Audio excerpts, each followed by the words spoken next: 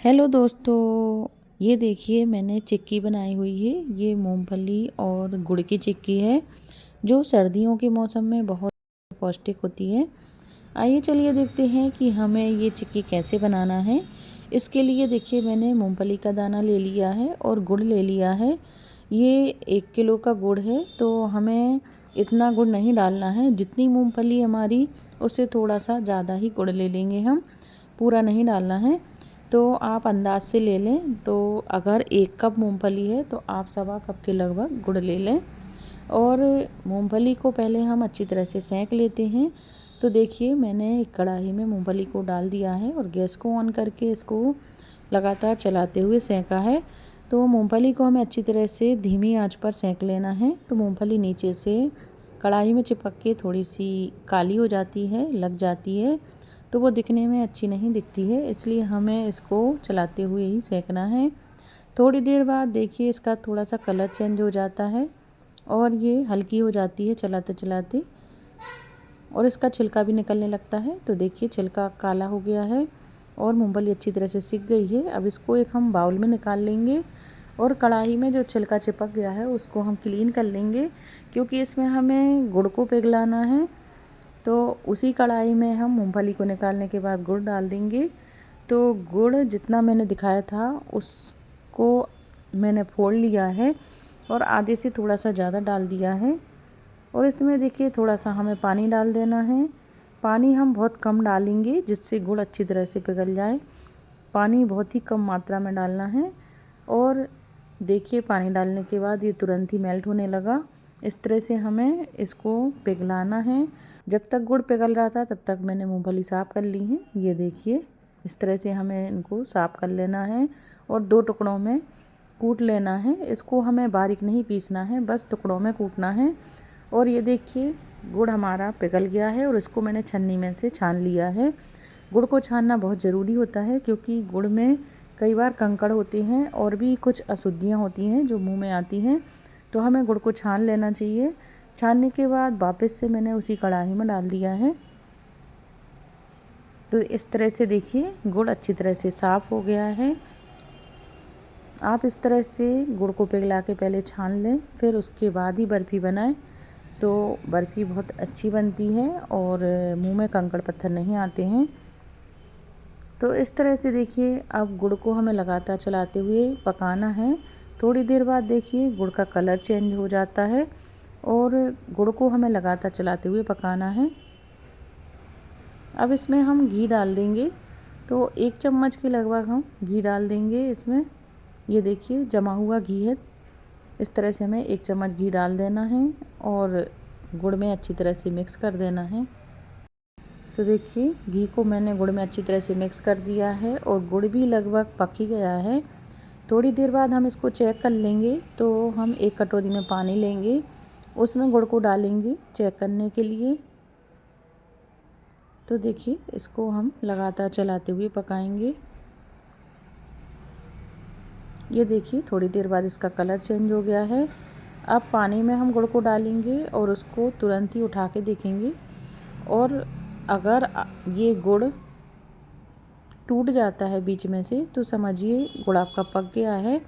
और इस तरह से पहले मैंने चेक करा था, तो गुड़ को मैंने खींच के देखा तो ये बराबर से खिंच रहा था। इसका मतलब ये है कि गुड़ अभी ठीक से पका नहीं है, इसको थोड़ी देर और पकाना है।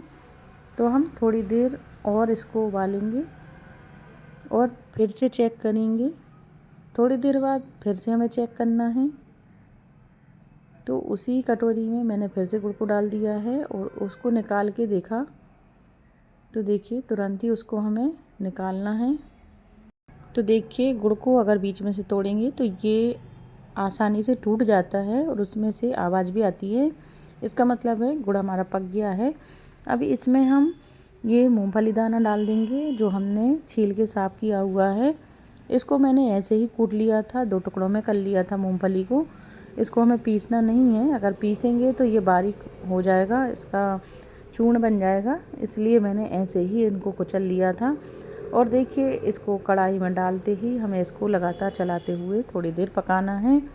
इसको बहुत ज़्यादा नहीं पकाना है। अगर हम थोड़ी देर और पकाएंगे तो ये टाइट हो जाती है बर्फ़ी, चिक्की टाइट हो जाती है और चबाने में दिक्कत होती है, खाने में प्रॉब्लम हो जाती है।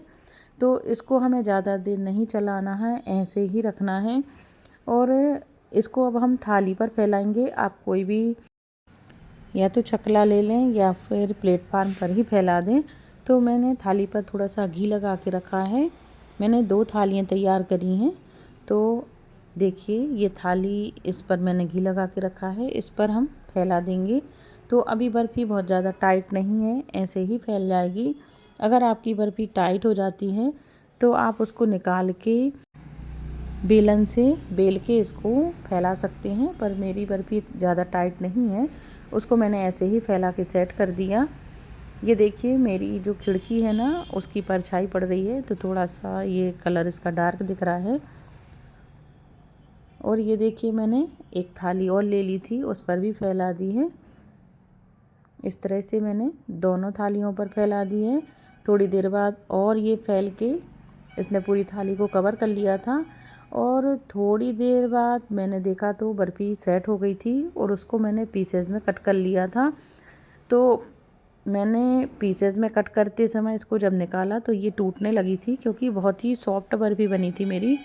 अगर आप थोड़ा सा और चलाएंगे कढ़ाई में, थोड़ी सी और टाइट इसको रखेंगे तो इसके एकदम परफेक्ट पीस निकलेंगे। पर मुझे ऐसे ही बनाना थी, ये बहुत ही सॉफ्ट होती है और खाने में भी अच्छी लगती है।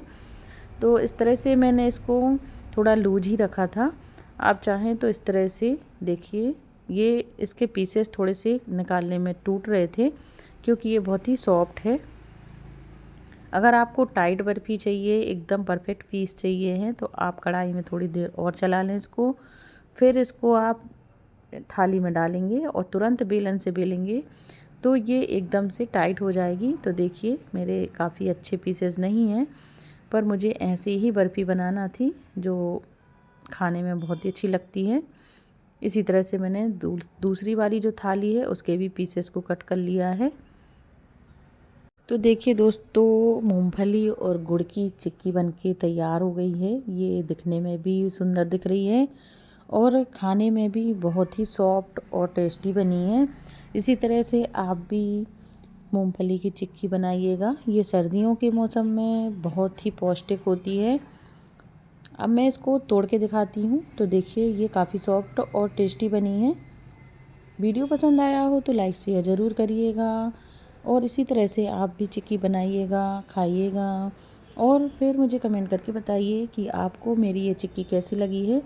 तो फिर मिलते हैं दोस्तों अगले वीडियो में किसी नई रेसिपी के साथ। Take care, bye, thank you.